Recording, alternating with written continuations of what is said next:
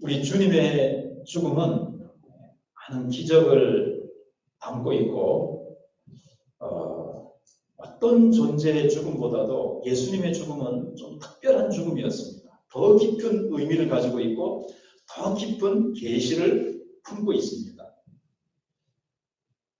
예수님은 본래 하나님이시죠. 신성을 가지신 예수님께서 죽을 수밖에 없는 인간의 몸을 입고 이 땅에 오셔서 십자가에 달리셔서 죽임을 당하시고 또 죽음의 권세 아래 복종하셔서 무덤에까지 내려가셨습니다. 그래서 우리는 고난주간에 이런 예수님의 십자가의 사랑을 깊이 생각하고 십자가의 죽음이 무엇인가를 깊이 묵상하는 한 주간이 되시고 또 우리가 평소에도 예수님의 십자가의 죽음을 우리가 깊이 생각하는 우리 성도들이 되셨으면 좋겠습니다. 예수님의 그 죽으심이 많은 의미와 또 우리가 다 이해할 수 없는 깊은 그런 뜻들을 가지고 있지만 오늘 우리가 살펴본 본문과 같이 예수님이 죽으실 때에 이 휘장이 찢어졌다는 것, 성소의 휘장이 찢어진 것은 정말 기적 중의 기적이고 거기에 담겨있는 뜻을 오늘 이제 생각해 보려고 합니다.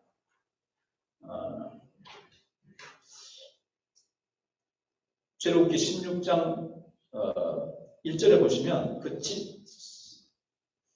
펴실 분들은 펴셔보시고 너는 성막을 만들 때 가늘게 꼰 배실과 청색, 자색, 홍색 실로 그룹을 정교하게 수놓은 10폭의 휘장을 만들지니 그렇게 되어 있어요. 성막을 만들 때, 성전을 만들 때도 마찬가지입니다.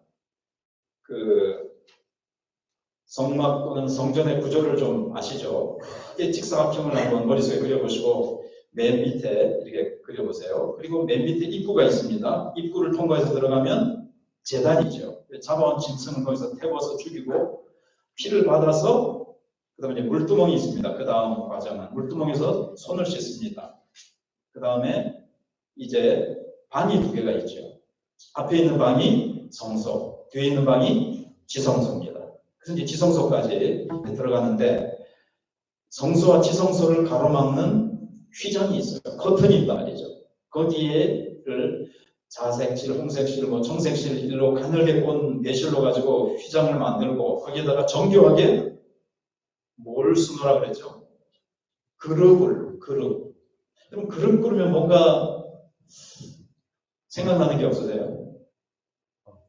창세기에서 아담과 하와가 쫓겨날 때 이들이 우리와 같이 선악을 알게 되는 자가 되었으니 이들이 생명실과도 따먹고 영생할까 하노라 그러면서 생명실과를 따먹지 못하도록 누구를 통해서 이걸 접근하지 못하도록 막았습니까? 그룹들이 두루도는 화용검을 가진 그룹들이 이걸 다 막고 있었어요. 지금도 마찬가지입니다. 하나님께 접근하지 못하도록 이 휘장의 상징이지만 그룹들이 다 이렇게 지키고 있는 거예요. 하나님의 영광을 죄인들이 침해하지 못하고 촉범하지 못하도록 막고 있는 겁니다.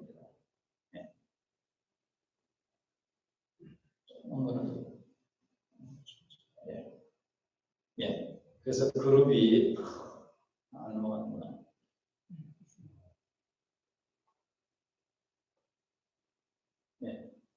큰 그림으로 보이십니까? 그거가 참 큰 걸로 봤으면 참 좋은데, 그래서 에덴 동산에 쫓아내시고 접근하지 못하도록 하신 거예요. 그때 이제 그룹이 등장합니다. 그리고,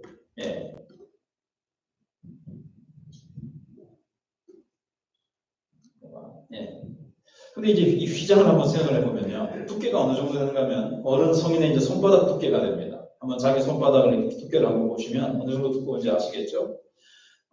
근데 이건 이제 예수님의 인성을 상징하는 건데, 이게 손바닥 두께 되니까 그 당시에 이제 황소 4마리가 양 사방에 줄로 딱 묶어가지고 이거를 잡아 당겨도 이게 절대 찢어지지 않는 그런 아주 질긴 천으로 되어 있는 거죠. 그러니까 이게 위로부터 아래까지 한 가운데가 쫙 찢어진다는 것은 우연히 찢어질 수가 없는 것이고 인간의 힘으로 찢을 수 없다는 거죠. 물론 뭐 톱으로 켜거나 어떻게 하면 되겠지만 인간의 그런 우연히 이것이 쫙 찢어질 수는 없다는 거예요. 그리고 성경에서 위에서부터 아래까지 찢어졌다는 것은 뭐죠? 하나님께서 이 휘장을 찢으셨다는 얘기입니다. 그래서 이것이 무엇을 의미하는가 하면, 오늘 휘장이 찢어진 것은 무엇을 의미하는가 하면, 먼저는 거룩히 구별하는 율법의 규례가 폐해졌다는 겁니다. 거룩히 구별하는 것은 하나님과 우리 사이, 하나님과 피조물, 그것도 죄인된 우리를 하나님과 딱 분리시키는 규례라는 겁니다. 여기 가까이 접근하지 말라는 거예요. 그래서 창세기 3장에서 나왔고, 또 레위기 16장 2절에 보시면, 레위기 16장 2절입니다. 거기에 보시면 하나님께서 아무나 이 지성소로 들어오면 안 된다. 그래서 아무나 함부로 들어와서 죽음을 면해라. 이 말이 나옵니다. 누구만 들어갈 수 있는가 하면 지성소는 대제사장만 들어갈 수가 있어요. 아론의 자손만이 들어갈 수가 있습니다. 오늘 좀 이 논리를 순서를 하는데 제가 고민을 많이 했었는데, 또 하나님께 우리 죄인이 접근할 수 없는 성경의 부분이 또 나와요. 혹시 기억나세요? 하나님께서 이스라엘 백성들을 성막을 만들라고 하시기 전에 이스라엘 백성들을 광야에서 끄집어내셔가지고 어디 앞에 오셔서 율법을 주시죠? 시내산 앞에 와서 율법을 주시는데, 그때 하나님께서 출애굽기 19장 12절 21절 같은 데 보시면 백성들이 산 위에 호기심으로 하나님 어떻게 생겼나 보자 하면서 올라오다가 죽을까 하더라. 그래서 짐승도 가까이 오지 못하고 모세 외에는 접근하지 말라고 하나님께서 다 그렇게 접근을 막으시는 거예요. 그러니까 창세기에서 막으시죠. 출애굽기 19장 거기에 보시면 하나님께서 시내산에 강림하시면서 율법을 주시면서 모세에게만 하나님의 영광을 보여주시고, 이스라엘 백성들은 하나님의 영광을 볼 수가 없는 거예요. 하나님의 영광을 보려고 하나님께 가까이 접근했다가는 죽임을 당하는 겁니다. 그러고 나서 또 이제 등장하는 게 뭐였죠? 아까 살펴본 레위기 16장의 1절에 아무나 여기 지성소에 접근하지 말도록 하나님께서 휘장을 만드시고, 거기에 이제 그룹이 지키고 있는 것이고, 하나님께서 아무튼 이 죄인들은 하나님께로 접근할 수 없다는 것을 성경은 계속 보여주고 있습니다. 하나님은 거룩하신 분이시고 우리는 불경건한 죄를 지닌 죄인이 되었기 때문에 갈 수가 없는 거죠. 그래서 로마서 3장 23절에는 모든 사람이 죄를 지었으므로 하나님의 영광에 이르지 못하더니, 원래는 하나님께서 인간을 하나님의 형상대로 지으셔서 하나님과 교제하는 존재로 만드셨잖아요. 그래서 에덴 동산에서 범죄하기 전에 하나님께서 선을 할 때에 에덴 동산에 싹 찾아오셔서 거니셨습니다. 거니신다는 것은 인간과 교제하시는 그런 아름다운 모습을 보여주는 거죠. 그런데 그 교제가 죄로 말미암아 끊어진 거예요. 그래서 시내산에서도 접근하지 마라. 뒤로 물러나라. 뒤로 물러서 멀리서 그 산에 서 있을 수밖에 없었어요. 율법이 내려있는 그 가운데서 접근할 수가 없고 멀리서 쳐다볼 수밖에 없었던 거죠. 그런데 그 가까이 하지 말라는 명령이, 그 규례가 창세기에서 나타났던 그룹이 지키면서 생명나무 실과에 가까이 할 수가 없고, 출애굽기 19장에서 시내산 하나님이 나타나셔서 거기에 접근할 수 없고, 그 다음에 하나님의 성막을 만드셔서 이스라엘 백성들과 교통하시긴 하시지만 그 지성소에는 대제사장 외에는 접근할 수 없는, 죄인들은 접근할 수 없는 율법의 규례가 정해진 거죠. 아무나 아무 때나 여기 들어오지 말아라. 하나님께서 딱 율법의 규례를 정하셨는데, 드디어 예수님이 오셔서 휘장을 쫙 찢어버리셨습니다. 이것이 의미하는 것이, 첫 번째는 우리가 하나님께 접근할 수 없는 규례가 폐해졌다는 거예요. 이제는 어떻게 하죠? 하나님께 예수님의 그 피로, 이중적인 의미가 있는데, 예수님의 십자가에 자신의 몸을 들여서 화목제물로 되심으로 말미암아 그 화목제물에 의해서 우리의 죄가 옮겨졌습니다. 우리의 죄가 깨끗해졌습니다.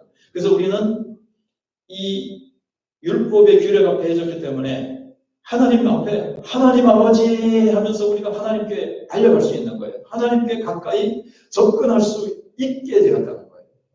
내게 가까이 접근하지 마라. 죄인들아, 나 앞에 올 수가 없다. 너희들은 오면 죽임을 당한다. 소멸하신 분이신 하나님 앞에서 우리의 죄를 가지고 접근했다가는 우리는 죽임을 당하는데, 이제는 그 모든 시대, 그 모든 율법의 규례가 다 폐해지고 하나님께 접근할 수 없는 시대는 끝나고 이제는 누구든지 오라. 그 말씀이 어떤 말씀인지 아세요? 잘 아시는 마태복음 11장 28절. 수고하고 무거운 짐진 자들아 다 내게로 오라.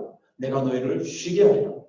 죄의 짐을 지고 저주의 짐을 지고 진노의 짐을 지고 인생의 무거운 짐을 지고 방황하고 힘들어하는 인생들아, 이제는 하나님께서 예수 그리스도로 말미암아 그 휘장을 찢어버리시고 하나님과 우리 사이를 가로막고 있던 모든 죄의 장벽을 다 허물어 버리시고 이제는 오너라.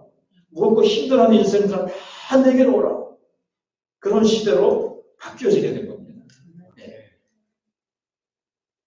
그래서 이에 성소 휘장이 위로부터 아래까지 찢어져 둘이 되고 땅이 진동하며 바위가 터지고 그래서 위로부터 찢어지게 된 겁니다. 그래서 구약시대 때는 아무 때나 아무나 들어가면 안 돼요. 근데 신성을 모독하는 거예요. 모세만이 딱 들어갈 수 있었는데 백성은 멀리서 보고 있었어요. 지금 구약시대 때 같으면 여러분들은 물론 이거 꼭 창조적인 의미를 얘기하는 것이 아니라 영적인 거리를 의미하는 거지만 이 시간 와가지고 이렇게 다 하나님 앞에 얼굴 들고 이렇게 예배 드릴 수가 없어요. 구약시대 때 이스라엘 백성이라 하더라도 이 안에는 제사장들만 들어올 수 있고 여러분은 저 바깥에서 뜰에서 이제 이렇게 기도하고 있어야 됩니다.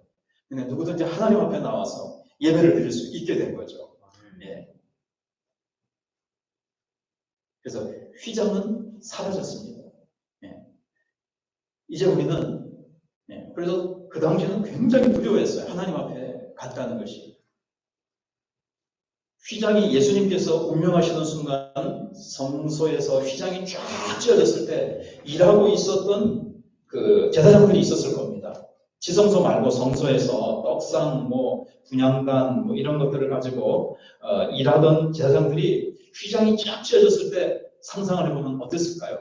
기겁을 하고 도망쳤을 겁니다. 그 안을 들여다봤다가는 어떻게 되죠? 죽임을 당하니까.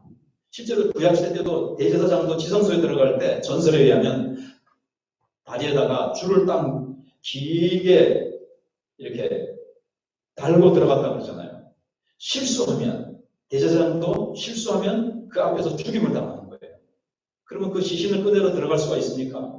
들어간 사람이 또 죽임을 당할까봐 대제사장 외에는 못 들어가는데, 그래서 만약에 여기 그 당시에 대제사장이 입고 있던 옷에 그 방울이 소리가 들리잖아요. 그래서 계속 땅땅땅땅땅 소리가 들리면 제사장이 지금 자기 임무를 지성소 안에서 잘 감당하고 있구나 하는 거예요. 근데 따랑따랑따랑 소리가 딱 멈추고 제사장이 안 나와요.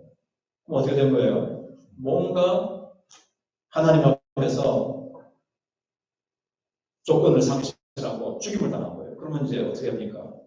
바깥에서 줄이 길게 늘었는데 그 줄을 잡아 당겨서 그 대제사장의 시신을 끄집어내기 위해서 줄을 달고 들어갔다 그래요. 그 정도로 두려운 거예요. 하나님 앞에 감히 설 수가 없는 거예요. 그런데 그 모든 것들이 이제 폐해졌다는 겁니다. 바깥에 있는 백성들도 다 두려워하고.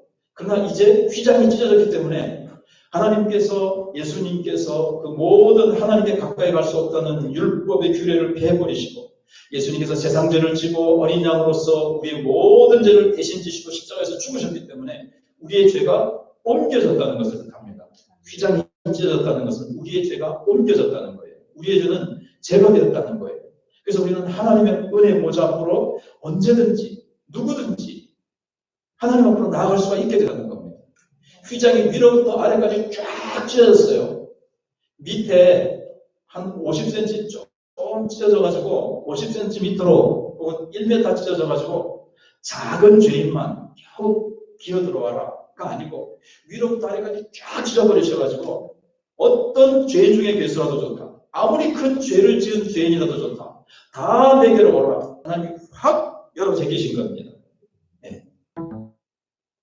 우리가 하나님 앞에 나오기를 두려워할 이유가 있겠습니까?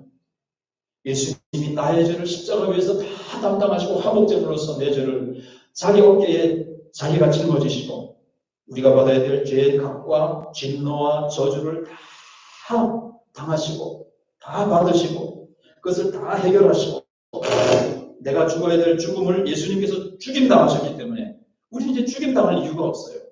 하나님을 배울 수가 있습니다. 하나님을 봐도 안 죽습니다. 예수님이 내 대신 죽으셨기 때문에. 그리고 우리는 하나님의 자녀가 됐습니다. 아버지 부르면서 하나님의 보좌 앞으로 우리가 가까이 달려나가서 접근할 수가 있게 되었고 그 하나님께 우리의 기도의 제목을 알릴 수 있게 되었어요. 네. 그래서 담대히 자유롭게 나갈 수가 되었습니다. 그래서 하나님의 보좌는 심판의 보좌가 아니라 무슨 보좌요? 은혜의 보좌가 되었죠.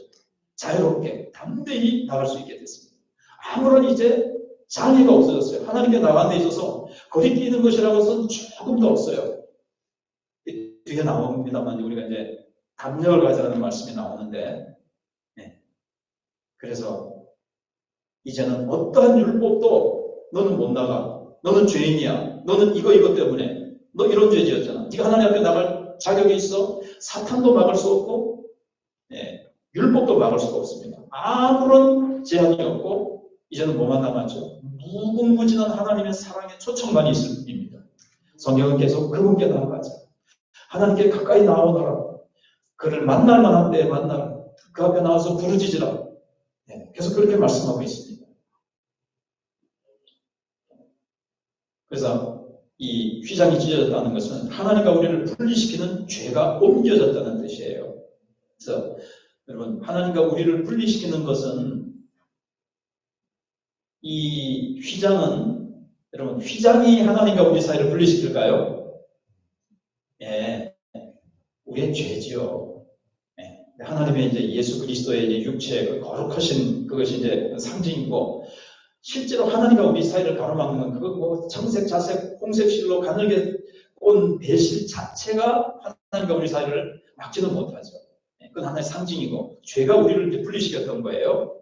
예, 그런데 이 죄 때문에 원래 에덴 동산에서처럼 인간이 지음을 받아서 하나님과 깊은 교통을 나누며 우리는 하나님께 영광을 돌리며 하나님께 찬양하며 아담은 원래 타락하기 전에 왕 제사장 네, 선지자였어요.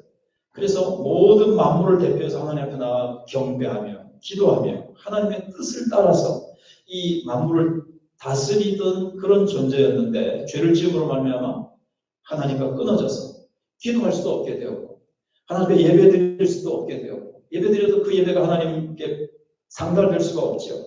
그리고 인간은 하나님을 대적하고 우리의 영혼은 하나님과 분리되어서 죄의 삭슬을 따라서 영원한 지옥 형벌 하나님과 영원히 분리하게 되어졌습니다. 어떻게 하나님의 그 거룩하신 그분과 불경건한 우리가 교제가 가능하겠습니까?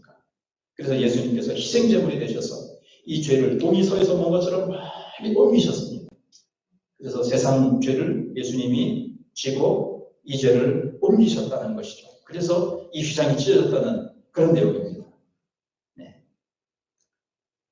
그리고 예수님의 피로 무엇이 세워졌는가 하면 예수님께서 성찬식을 하실 때 보시면 예수님께서 이 피로 무엇을 세우신다고 그러죠? 예, 새 언약을 세우신다고 그랬어요. 새롭게 언약을 세우시는 겁니다. 전에 옛 언약과 구약, 새 언약은 다 공부를 우리가 전에 했었는데 옛 언약과 새 언약은 내용이 같다 그랬습니까? 다르다 그랬습니까? 같다 그랬죠. 하나님은 우리의 하나님이 되시고 우리는 하나님의 백성이 되신다는 내용은 같아요. 그런데 뭐가 다르다 그랬습니까? 옛 언약은 밖에서 역사하시는 거죠. 돌비를 주시고 이스라엘 백성들을 광야에서 하나님께서 만나와 메추라기를 먹이시고 반석에서 생수를 깨뜨려서 먹이시면서 예레미야 31장 32, 33절에 보시면 새 언약의 내용이 나오잖아요. 하나님께서 어떻게 이스라엘 백성을 인도하셨다 그랬죠? 남편이 아내를 인도하는 것처럼 그렇게 하나님이 붙잡고 목마르면 물 먹여줘, 배고프면 하늘 만나를 먹이셔 기적과 표적으로 그들을 그렇게 인도하시고 그리고 율법을 주셨어요. 바깥에서 역사하신 거죠. 근데 이스라엘 백성들이 성공했습니까? 실패했습니까? 실패했죠. 계속 광야에서 원망불평하고 우상을 섬겼습니다. 하나님의 율법을 깨뜨리고 언약을 깨뜨려 버렸어요. 그래서 하나님께서 새 언약을 주시는데 이 새 언약의 내용은 같아요. 하나님은 우리의 하나님이 되시고 우리는 하나님의 백성이 되고, 그래서 하나님 우리를 향해서 내 백성이다, 내 자녀다. 하나님 우리 하나님이 되시는 거예요. 근데 방법이 달라진 거예요. 밖에서 역사했더니 되더라 안 되더라 안 되더라. 그걸 지킬 능력이 없는 거예요. 힘이 없는 거예요. 그래서 하나님께서 우리를 거듭나게 하시는 거죠. 성령으로 우리의 마음을 부드럽게 하신다는 거죠. 그래서 우리 속에 무엇을 새기신다 그랬었죠. 이제 우리의 마음에 하나님의 법을 새기신다. 그래서 이제 아무도 하나님을 알라 하지 않을 것이다. 왜냐하면 성령이 오셔서 우리가 거듭나니까, 그러니까 새 언약이 세워지기 전에는 예수 그리스도의 보혈로 우리의 죄가 용서받고 우리가 새 사람으로 거듭나기 전에는 이스라엘 백성들 아무리 광야에서 하나님께서 그렇게 인도하셨어도 영적으로 눈이 멀었기 때문에 하나님을 볼 수가 없고 하나님을 알지 못하는 거예요. 계속 우상을 섬기고 하나님을 거역하고 하나님을 미워하고 하나님이 청개구리처럼 싫어하는 일만 하면서 계속 엇나가는 겁니다. 그래서 하나님께서 예수님을 보내셔서 예수님이 십자가에 죽으시고 그 보혈로 우리의 죄를 씻으시고 이제는 성령이 오셔서 우리를 새롭게 거듭나게 하신 거죠. 그래서 우리 마음에 이제 하나님의 법을 심으셨어요. 그래서 우리가 거듭난 순간 어떻게 됩니까? 그러니까 우리의 악한 본성이 바뀌어진 거예요. 예수님이 십자가에 못 박혀 죽으심으로 말미암아 이 휘장을 쫙 찢으셨다는 것은 하나님과 우리 사이의 죄가 분리시켜서 우리가 하나님을 가까이 할 수 없는 뿐만 아니라 우리의 존재 자체가 죄성을 가지고 있어서 우리 존재가 하나님께 가까이 나갈 수가 없고 우리 존재가 하나님과 분리됐다는 거죠, 죄로. 그래서 어떻게 하죠? 하나님을 싫어하고 하나님을 미워하고 하나님의 뜻을 알지 못하고 하나님의 뜻을 안다 할지라도 행할 수 없는, 하나님을 대적하고 하나님이 미워하는 일만 하는 거죠. 로마서 1장에 있는 것처럼 우리의 마음에 하나님 두기를 싫어하고 점점 더 죄악이 깊어져서 나중에 그 동성애가 나오죠. 그래서 호모섹스가 나중에 로마서 1장에 나오면서 하나님의 진노하심이 하늘로부터 쫓아 나타난다고 되어 있습니다. 근데 예수님이 십자가의 피로 새 언약을 세우셔서 우리의 악한 본성을 빼내버리시고 어떤 본성으로 바뀐 겁니까? 우리의 마음에 하나님의 법을 심으셔서 전에는 하나님의 말씀이 싫고 하나님의 뜻을 거역하던 우리가 하나님의 뜻을 알고 싶어하고 하나님의 뜻을 사모하고 전에는 하나님을 가까이 하는 것을 두려워하고 무서워했죠. 하나님 앞에 나갈 수 없는 종의 영을 받아서 두렵고 떨었었는데 이제 새롭게 되어지니까 어떻게 됐을까요? 하나님을 사랑하는 마음이 새겨진 거예요.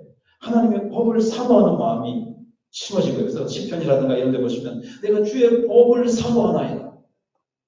하나님을 사랑하고 하나님을 가까이 하고 싶고, 그래서 하나님과 분리되었던 우리가 어떻게 하고 되는 거죠? 하나님하고 이제 연합할 수 있게 된 거예요. 누구를 통해서요? 예수님을 통해서 우리가 예수님과 연합되어서 우리가 하나님께 가까이 나가서 하나님과 교통할 수 있고 하나님을 사랑하고,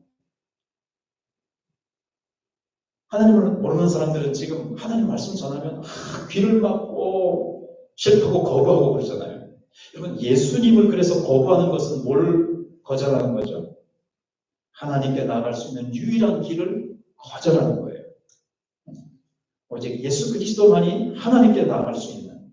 그래서 찢어진 휘장을 통해서만 지성소 안에 있는 하나님께 가까이 나아갈 수 있는 것처럼, 찢어진 건 죽임 당하신 걸 말하잖아요. 십자가에서 자신의 몸을 찢으셨잖아요. 죽임 당하신 예수 그리스도를 통해서만 하나님을 만날 수 있고 하나님께 갈 수가 있는 것을 이제 이야기하는 겁니다. 그래서 이 세상 어느 누구도 십자가에서 우리의 죄를 위해서 자신을 찢으신 자신의 몸을 찢으신 예수님을 통과하지 않고는 하나님을 만날 수 없어요. 이 세상에 수많은 종교들이 있지만 우리를 위해서 죽임당하시고 십자가에서 자신의 살을 찢고 피를 흘려주신 예수 그리스도를 외에는 하나님을 만날 수가 없는 거죠. 그런데 예수님이 자신의 몸을 찢으셔서 하나님과 분리되었던 우리를 이렇게 자신을 통해서 하나님과 연합시키셨어요. 찢으셨다는 것은 분리되었던 우리를, 하나님과 분리되었던 우리를 다시 연합시키셨습니다. 그래서 사도 바울의 이런 고백이 나오죠. 누가 우리를 하나님의 사랑에서 끊으리요? 사망이나 생명이나 높음이나 깊음이나 어떤 피조물이나 장래일이나 현재일이나 천사들이나 어떤 현재일이나 장래일이나 어떤 것도 그리스도 예수 안에 있는 하나님의 사랑에서 우리를 끊을 수 없다. 그래서 이게 휘장이 찢어진 것이 바로 하나님과 우리를 연합시키시고 다시 사랑을 하나 되게 하신 것을 얘기하고 있는 겁니다. 자, 그러면 이제 크게 두 번째로 이것만 하면 이제 됩니다. 우리는 이제 무엇을 소유해야 됩니까? 자, 예수님이 이렇게 십자가 휘장을 착 떼서 찢으셨기 때문에 자, 히브리서 10장 19절을 보시면 성경을 찾으셔서 363쪽이라고 그랬으니까 같이 한번 마스크를 쓰신 채로 읽으시면 되겠고 마음속으로 읽으셔도 되고요. 시작. 그러므로 형제들아 우리가 예수의 피를 힘입어 성소에 들어갈 담력을 얻었나니 아멘. 뭘 소유해야 되죠? 담력을 일단은 소유해야 돼요. 담력을. 이제 이 성소라고 그러지만 지성소입니다. 하나님 앞에 우리가 나갈 수 있는 담력을 가지는 거예요. 담력. 네. 담력. 이 담력도 여러 가지 정도가 있어요. 수준이 있는데 최고의 수준의 담력을 얘기합니다. 구약시대 때 아까 말씀드렸잖아요. 하나님 앞에 나갔다가 죽을까봐 구약시대 때 성도들은 굉장히 떨었어요. 근데 이제는 하나님 앞에 담대히 나가자는 거예요. 담대히. 아버지, 우리 어린 자녀들이 크면 좀 아빠 이러면 커가지고 아빠한테 막 그래도 커도요 아빠 이러면서 막 안겨가지고 막 허그하고 막 이러는 부자지간도 있잖아요. 아이고 징그럽지만 그래도 그렇게 하지만 애들은 아빠 그래서 달려와가지고 무릎에 탁 얹히고 다리 딱 잡고 그러거든요. 그런 것처럼 이제는 하나님 앞에 그렇게 나갈 수 있는 담력, 하나님의 그 영광스러운 하나님 앞에 나갈지라도 하나님이 결코 우리를 진노로 치시거나 하나님께서 물리치시거나 그런 게 없다는 거죠. 하나님이 수고하고 무거운 다 내게로 오라 초청하셨기 때문에 그래 어서 오너라 안겨주시고 자기 독생자까지 주셔서 우리를 사랑하시고 우리를 그 죄악 불구덩에서 꺼내신 그 하나님이 우리를 얼마나 사랑하시는데 잠잠히 사랑하시며 기쁨을 이기지 못하여 하시는 우리 존재이기 때문에 우리는 담력을 가지고 그 앞에 나가자는 거예요. 담력. 한번 깊이 한 주간 생각해 보세요. 예수님의 피로 내가 하나님의 보좌 앞으로 나가서 담대히 나갈 수 있다는 것. 근데 이제 그 다음 얘기하면서 또 더 구체적으로 생각을 해봅시다. 뿐만 아니라 그 지성소에 들어가서 이제 우리는 죽지 않고요. 예수님이 대신 죽으셨기 때문에 또 한 가지 우리가 가져야 될 게 뭐냐면 대제사장이 언제 들어가는가 하면 1년에 한 차례 들어간다고 그랬는데 그날은 무슨 날이라고 그러죠? 대속죄 일이라고 합니다. 우리 달력하면 7월 10일이에요. 근데 개인적으로는 언제든지 나아갈 수 있어요. 짐승을 잡아가지고 하나님 앞에 가서 제사장을 통해서 할 수가 있는데 대제사장은 1년에 한 차례 대속죄일이라는 것은 이스라엘 백성 전체의 죄를 하나님께서 용서해 주시는 날이에요. 대속죄일. 어떻게 보면 유효기간이 1년이에요. 그래서 1년 뒤에 또 이스라엘 백성 전체의 죄를 위해서 죽어주시고 그 죄를 위해서 하나님 앞에 피를 가지고 나가는 겁니다. 짐승을 죽여가지고 1년 동안. 근데 예수님이 오셔가지고, 근데 예수님이 장차 오셔서 우리의 죄를 위해서 죽으실, 우리 택한 모든 백성들을 위해서 죽으실 것을 보여주는 제사였지요. 근데 예수님이 오셔서 영 단번에 죽으심으로 말미암아 유효기간이 1년입니까? 이제는 아니죠. 예수님이 거룩하시고 완전하시고 흠없으신 분이시기 때문에 예수님의 보혈의 능력은 영원한 거죠. 그래서 우리는 제사를 드리지 않습니다. 짐승을 잡아 제사를 드릴 필요가 없습니다. 예수님이 영 단번에 완벽하게 소위 애들 말로 끝내버렸어요. 그냥 끝내줬어요. 예수님이. 그래서 예수님의 이 보혈은 영원하기 때문에 그러니까는 대제사장이 들어갈 때에 대속죄제를 얘기하다 그랬죠. 7월 10일 날 온 백성들의 죄를 가지고 대제사장이 두 가지를 가지고 들어갑니다. 분향단과 피를 가지고 들어갑니다. 이게 다 PPT로 만들어놨었는데, 분향단은 평소에는 어디에 두는가 하면 성소 안에, 지성소 바로 앞에 방, 그것도 가장 가까운 곳에다가 분향단을 놔둡니다. 바로 그 커튼 바로 앞에 기도를 상징하는 거예요. 기도, 분향단은. 근데 그래서 기도를 하나님 앞에 드리는데 대속죄일 날만큼은 대제사장이 분향단을 가지고 지성소에 들어가는 겁니다. 무엇을 얘기하나요? 이제 하나님과 기도하고 하나님과 교통하는 것을 얘기합니다. 대제사장의 임무가 뭡니까? 근데 우리도 담력을 가질 뿐만 아니라 우리가 소유해야 될 게 뭐냐면 대제사장이 하던 그 임무, 그 봉사를 우리도 따라서 해야 되는 거예요. 우리는 오늘날 왕 같은 제사장들입니다. 그래서 우리는 예수님을 따라 지성소로 담대히 들어가서 뭘 해야 돼요? 백성들을 위해서 대제사장이 기도하듯이, 물론 자신을 위해서도 기도하지만 온 백성들을 위해서 기도하는 겁니다. 나라와 민족을 위해서, 교회를 위해서, 연약한 지체들을 위해서 기도하는 것입니다. 우리가 그 일을 해야 되는 거예요. 그리고 하나님과 교통하는 겁니다.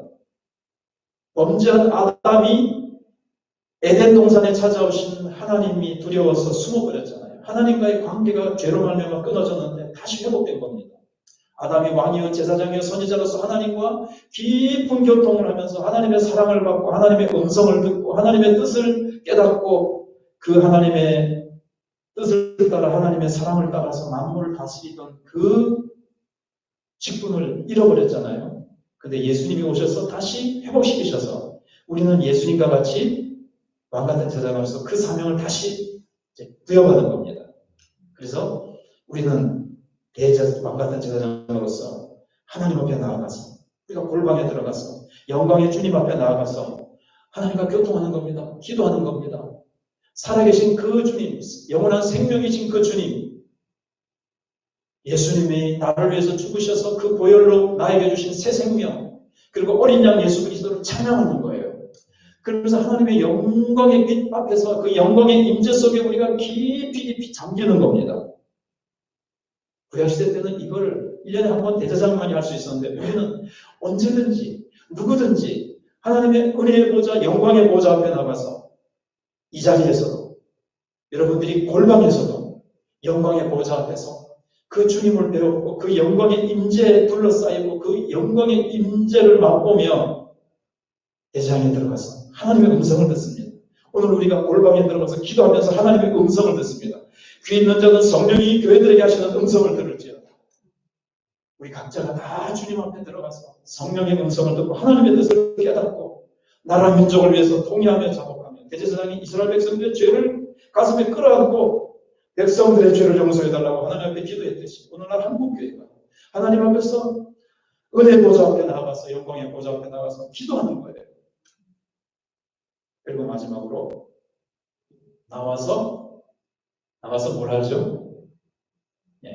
여기 이제 보석이 달려 있거든요. 12보석, 어깨에도 12보석. 이스라엘 백성들을 상징합니다. 12지파. 12지파 이름이 보석에 새겨져 있어요. 예수님의 가슴에 우리의 이름들이 다 이렇게 기록이 되어 있습니다. 예수님이 우리를 품고 지금도 하나님 보좌 앞에서 우리를 위해서 기도하시고 계시고 우리도 나라 민족을 위해서 연약한 지체들을 위해서 우리가 기도하고 근데 그걸 이제 딱 달고요. 이제 그걸 가지고 사실 하나님 앞에 나가는 거죠. 근데 나와서 뭘 할까요? 나와서 뭘 하죠?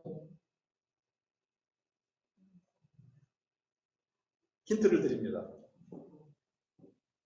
뭐 하는 거죠? 축복합니다. 예, 이스라엘 백성들에게 축복해요. 그래서 그게 민수기 13장인가? 예, 거기 보면 아론이 여호와는 너희를 뭐 긍휼히 여기사, 제가 전에 축도할 때 그걸 했었잖아요. 그 얼굴을 너희에게 향하사 복 주시기를 원하며, 긍휼 베푸시기를 원하며, 처음에는 너희들을 보호하시기를 원하며, 너희들을 얼굴을 향하여 드사, 민수기 13장 맞아요? 시간이 거의 다 됐기 때문에 그래요. 광야 같은 이 길을 갔는데 코로나도 만나고 메르스도 만나고 홍콩 독감도 만나고 별의별 거를 만나지만 여호와께서 그 얼굴을 드사 너희를 보호하시고 하나님을 찬양하고 하나님께 경배드리며 하나님과 깊은 교통을 가지고 거기서부터 하나님의 사랑과 영광과 은혜를 충만히 이빠이로 받아가지고 나와 갖고 어떻게 하는 겁니까? 이스라엘 백성들을 향해서 그 축복을 확 나눠주는 거죠. 축복하는 거죠. 우리도 은혜 보좌 앞에 나가서 은혜 받고 하나님의 영광의 임재를 맛본 뒤에 어떻게 합니까? 직장에 가서 가족들에게, 우리 주변에 있는 사람들에게 축복하는 거예요. 우리가 축복의 말씀을 나누고 복음을 나누어주고 우리가 축복의 통로로 살아가는 겁니다. 우리의 삶 자체가 그들에게 빛이 되고 진리가 되어지고 죽어가는 영혼들을 살리는 대제사장적 그 사명을 우리가 감당하는 겁니다. 뭐가 먼저 있어야 되죠? 먼저는 들어감이 있어야 돼요. 지성소로 들어감이 있어야 됩니다.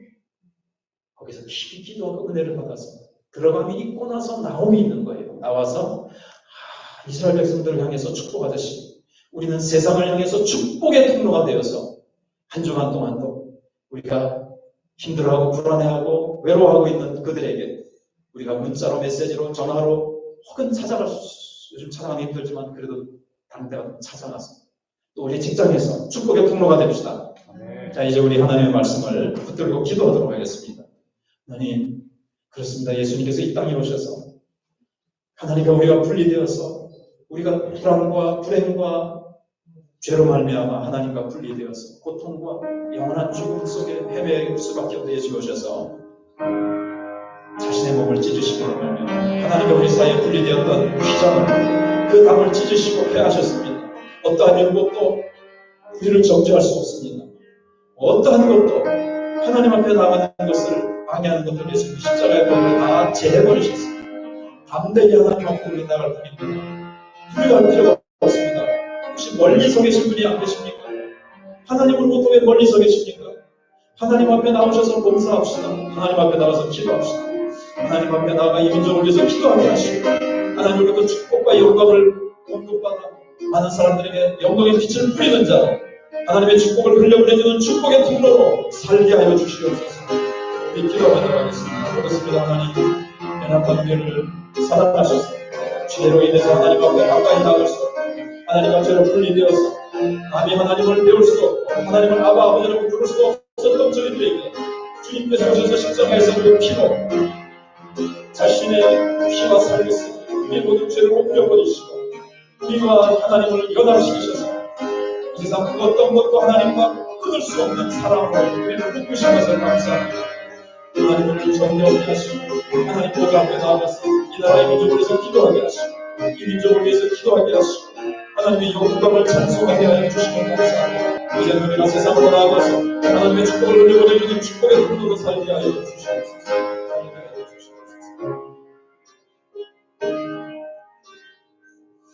우리 258장 샘물과 같은 보혈은